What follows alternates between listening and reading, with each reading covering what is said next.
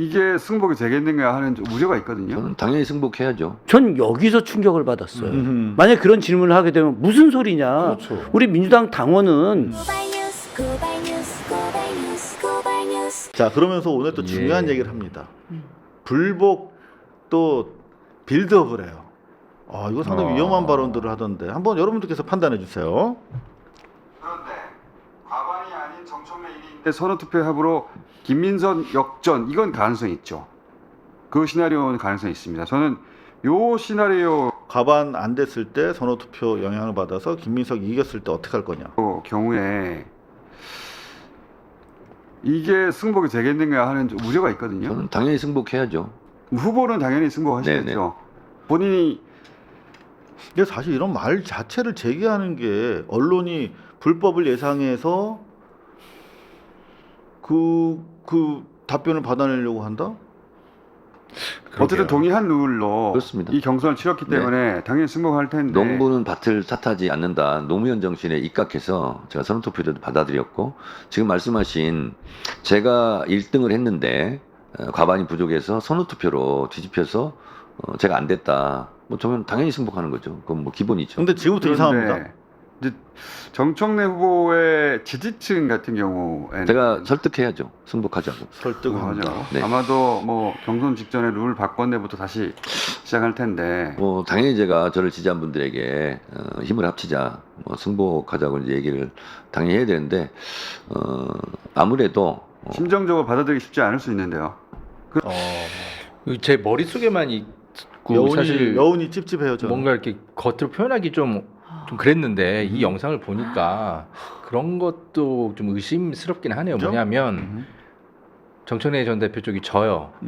그러면은 조국혁신당하고 당을 깨가지고 다음 총선 때 또 뭔가 이렇게 해가지고 또 정치공학적으로 해서 뭐 이렇게 교섭단체 뭐 이렇게 또 만들어가지고 김민석 체제에 민주당을 흔들고 혹시 뭐 이런 바람을 좀 잡나? 그게 이제 사실 지난주부터 여의도에 돌고 있는 찌라시잖아요. 아 실제로 찌라시가 돌았습니까? 그거 보고 말씀하신 거예요? 아니요. 저는 그냥 제 머릿속에만 있고 근거는 없어서 함부로 표현을 못하던 것이었는데 이게 지금 딱 영상을 보니까 김어준 씨가 지금 저런 또 정치 컨설팅을 또 준비하고 뭔가 지금 있나. 그림을 벌써 그리고 있는 아니, 거가 그러니까 아닌가. 민주당에서 전당대회하고 승패가 갈리더라도 원팀이기 때문에 결과에 승복하는 전통이 있다고 얘기하지만 네. 그 전통의 이면에는 어떤 사람들이 있냐면 이를테면 손학규, 이낙연, 김한길, 김종인 같은 민주당의 대표들을 생각해 보세요. 이분들이 그때 전당대회는 승복했지만 이낙연 씨만 하더라도 선거 뭐 뛰기나 했습니까? 다시- 그리고 지난번에 어디가 있었어요? 김문수 옆에서 손들고 있었잖아요. 그랬죠. 손학규도 그랬잖아요. 네.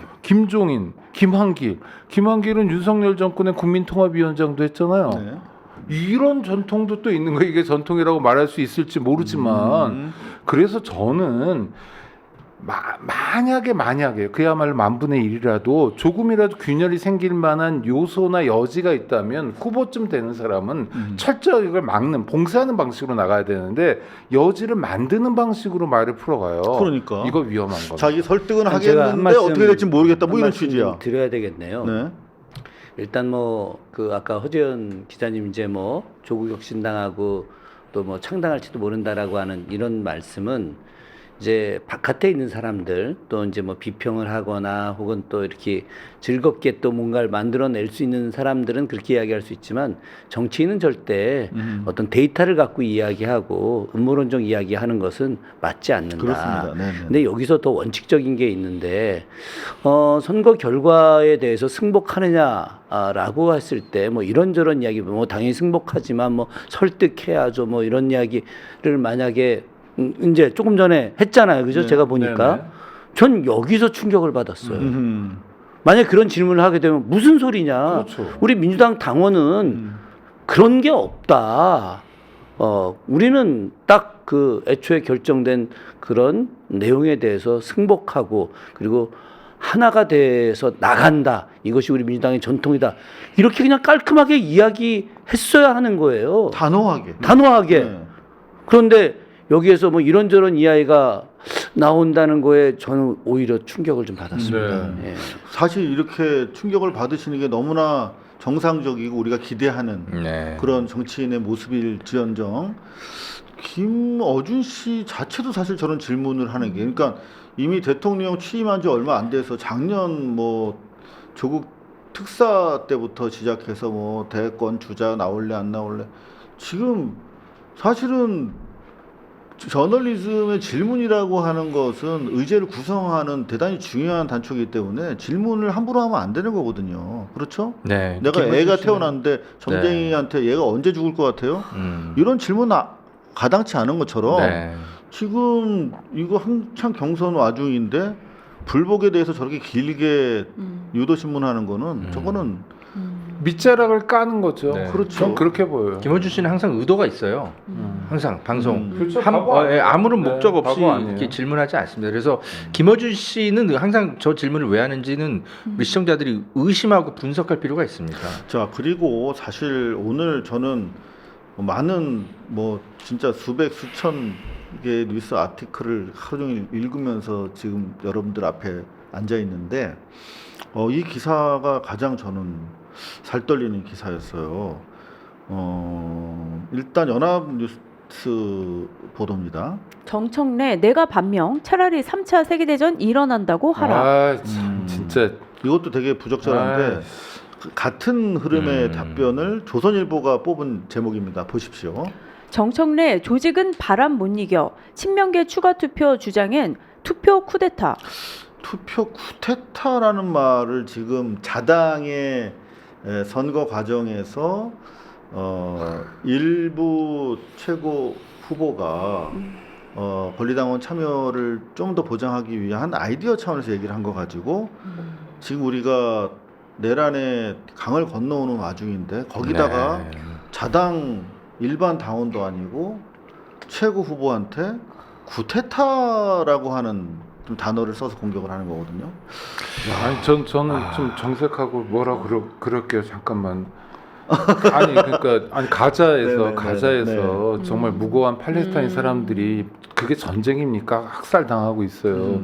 그다음에 미국하고 이스라엘이 이란을 상대로 해가지고 몹쓸 짓을 벌이고 있고 또 중동 전역이 어떻습니까? 대한민국은 그래서 정부에서는 저 원유 대사를 임명했다며요. 이래가지고 정말 자원 확보하려고 팔 통동 구르고 있고 러시아 우크라이나 전쟁 아직도 끝나지 않고 있고 그런 면에서 한반도 정세도 막 요동치는 거 아닙니까? 북한 군인이 우크라이나 전쟁에 동원되고 북러 관계 공고화되고 그래서 대한민국의 좀 뭐랄까 경로 이런 게 막혀버리고 이런 상황이잖아요. 근데 우리가 국지전 하나 가지고 정말 힘들거든요. 국가적으로는 관련 사업을 하시는 분들만이 아니라 그냥 국민들이 힘들어요. 뉴스를 보는 것만으로도 사람들 죽어가는 것만으로도. 그렇죠. 근데 대전이라고 하면 얼마나 많은 사람들이 죽는데요. 소련에서 얼마나 많이 죽었는데요. 정치 지도자잖아요. 직전까지 민주당 대표였잖아요. 민주당이 뭐 하는 당입니까? 민주주의 지키고 평화 지키고 인권 지키자고 만든 당이잖아요. 그게 주요 강령이죠. 김대중 정신을 이어받겠다고 그랬잖아요. 근데 자, 잠시 고정하시고 네, 고정할게요. 우리 또 시청자분들 속상해요. 네, 많이 좀 충격적이실 텐데 사실 이런 말도 있었습니다. 룰을 못 바꾼다. 그러면서 룰을 바꾸면 폭동이 일어난다. 그러니까 정치인의 말이라는 게 그냥 뭐 나오는 대로 하면 되는 것인지, 이거는 야당 시절에 우리가 진짜 독재나 거대한 악을 상대할 때 쓰던 말들인데 이거 트럼프식 그 화법인 것 같아요. 네. 이게 이제 본인 지지자들을 선동하기 위해서 이런 단어들을 일부러 쓰는 것이 항상 트럼프의 기법이었거든요. 지금 정청래 후보가 본인의 지지자들에게 이런 일들을 위해서 나를 보호하기 위해서 이런 거라도 좀 해줘라는 내심을 지금 지지자들에게 좀 보이고 있는 것이 아닌가. 제가 이야기 좀 해도 되겠습니까? 그 말씀 예, 예. 왜 바로 아, 예. 두 가지를 좀 말씀드릴게요. 본인이 반명이냐 이렇게 이제 이야기한 부분에 대해서 사람들이 정청래 대표가 반명 아닌가 이렇게 이야기하는 근거에 대해서 생각을 하셨어야 된다. 그렇지. 뭐 설마 반명이겠습니까? 전 그렇게는 생각하지 않습니다. 그러나 반명을 과연- 보인 건 사실이야. 예, 네. 그러니까 제가 말씀드리고 싶은 것은 저분이 이재명 대통령을 정말 좋아하는 분인가, 이재명 대통령을 정말 지키려고 하는 분인가. 본인이 딴지일보에 1,500여 회에 가까운 글을 썼다는 거 아닙니까? 그런데 그 글 안에 이재명 대통령에 대한 비하 글을 쓰지 말아달라라고 한 글을 쓴 게 있나요? 저는 들어본 적이 없습니다. 딴지 게시판에 이재명 대통령 탄핵해야 된다. 네. 딴지 게시판에 이재명 대통령의 팔 없는 장애인 비하하는 그런 그림도 올라오고 이 수많은 글들이 최근에 들어와서 너무나 탄핵해야 된다라고 하는 글들이 많이 올라오는데 그거 봤을 거 아니에요. 글을 쓰려면 들어가서 봤을 거 아닙니까? 그러면 딴지 게시판 동지 여러분 설령 좀 서운한 게 있다 하더라도 또 유시민 작가나 이런 분들이 또 서운한 말씀을 했다 하더라도 그래도 우리가 민주주의를 지키기 위해서 함께 노력하는 사람들인데 이재명 대통령 더 열심히 노력해달라고 응원글 써주시기 바랍니다. 그렇지. 이렇게 이야기했어야 되는 게 맞고 한 줄이라도 그렇게 예. 썼으면 우리가 반명이라고 할 때 그렇기 때문에 조심스럽지. 그런 글을 안 쓰셨기 때문에 사람들이 그렇게 오해의 어떤 소지로 받아들일 수 있다. 그렇죠. 이게 제가 첫 번째 드리고 싶은 이야기고 네. 두 번째로는 이번 전당대회 룰이 잘못된 건 사실이에요. 지금 김용 후보부터 시작해서 몇 후보들이 그 마지막 날 다시 투표를 하게 해달라고 하는 이유가 뭐냐. 그 근거를 받아들여야 되는 겁니다. 그 근거는 뭐냐. 지금 이 전당대회가 좀 당혹스러워요. 왜 당혹스럽냐. 내가 충남 지역 가서 연설을 해. 충북 지역 가서 연설을 해. 그런데 투표는 언제 끝나? 전날 끝나잖아요. 전날. 끝났어, 이미. 그러면 그 해당 지역에 가서 후보자들이 해당 지역의 발전과 이 발전을 통해서 어떻게 나라를 발전시킬 것인지 민주당 당대표로서 어떻게 할 것인지 격정적 연설을 한단 말이야. 그런데 이것이 전혀 반영이 안 돼 투표에. 그럼 말이 되겠습니까? 잠깐만요. 말씀 중에 죄송한데 왜 그렇게 됐어요? 근데 그건 알 수가 없죠. 그래서 제가 그저께 페이스북에 그런 글을 썼잖아요. 이게 송영길, 김민석 정말 연설 잘하는 사람들이다. 그렇죠. 그래서 이렇게 연설 잘하는 사람들의 이야기를 듣고 그 자리에서 설득이 돼서 지지를 바꿀 수 있다. 그렇죠. 지금은 그 연설을 듣고 지지를 바꿀 수 없는 그렇죠. 구조가 되어 있단 말이죠. 깜깜이 투표하는 거지. 그래서 그 많은 이제 최고위원 후보자들이 이제 후보자들의 연설이 전혀 반영이 안 되니 그 연설 이후에 어차피 지금 모바일로 하는 거 아니겠습니까? 지금 이 기술은 다 돼 있는 거예요. 사실은 현재 딱 하루에 그러니까 나를 전체 정해 사흘 동안 정해가지고 딱 하루에 끝내도 이 선거는 아무 문제가 없는 거예요. 그렇죠. 이거를 지역으로 다니면서 하는 것도 이상한 거야. 물론 그것이 정말 많은 당원들과 함께 하기 위해서 전당원 투표를 하기 위해서 한다. 그럼 투표는 하지 말아야지. 그냥 지역만 가서 쭉 연설하게 하고 맨 마지막 날 그날 투표하게 해서 그렇게 딱 시간 정해놓고 투표하게 해. 아니면 사흘 동안 투표하게 해. 그리고 나서 투표 결과만 공개해도 이 선거는 문제 없어요. 그렇죠. 그래서 이 최고위원 후보들이 요구하는 것은 바로 연설된 이후에 하루라도 다시 전준희가 결정하면 되는 거죠. 그런데 이제 여기서 이것을 갖다가 다시 바꾸게 되면 이거는 폭동이 일어난다. 이게 폭동이 일어나는 게 아니라 합리적으로 당원들, 더 많은 당원들의 뜻을 받아들여서 정말 100%는 아니라 하더라도 60%, 70%의 당원들이 진짜 당대표를 선출하기 위해서 더 많은 기회를 주는 것이 이거야말로 정말 민주주의 아닌가요?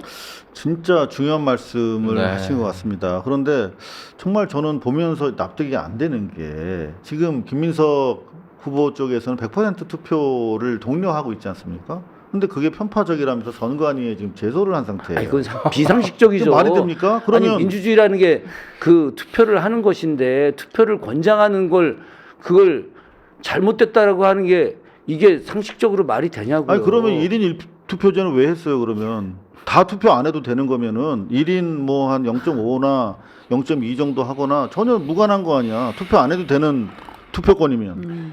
정청래 후보가 노무현 파리를 많이 하잖아요. 좋다 이거예요. 그러면 정청래 후보의 말 속에 노무현이 있어야 돼요. 그렇지. 노무현의 원칙, 노무현의 정신이 정청래 후보를 통해서 발현돼야 돼요. 그렇죠. 그런데 전쟁 찾고 폭동 찾고 구테타 찾고 상대를 어떻게든 단죄하려고 그러고 상대를 그냥 협력자 정도가 아니라 걸림돌 아까 말씀드린 저 사람 때문에 개혁 안 돼. 저 사람 때문에 주식시장 망가졌어. 당신 총리로 있으면서 당신 해먹은 거잖아. 그럼 구청까지 갈 때는 김민석 작품이 아닌 거요? 뭐 이런 것처럼 말도 안 되게 하나의 협소한 면을 가지고 상대를 후들겨 까기만 하는데 여기에 어디에 노무현 정신이 있고 노무현 원칙이 있어요. 맞습니다. 자, 그래서 제가 썸네일에 반명 선거 구태타 들켰나 이렇게 자극적으로 뽑았는데 참 취재가 홧김에 이렇게 뽑았는데 아니 이상호 기자님은 노무현 파리를 안 하니까 상관없어요. 아, 그래도 제가 노무현 빌려온 거니까 구태타란 말을 존경하는 기자 입장에서 요거는 방송 뒤에 제가 재방송에서는 아유, 썸네일을 거두도록 진짜 하겠습니다. 사랑할 수밖에 없는 이상호 야. 기자님. 네, 저도 훌륭합니다. 사랑해요. 그럼요. 네. 자, 정정.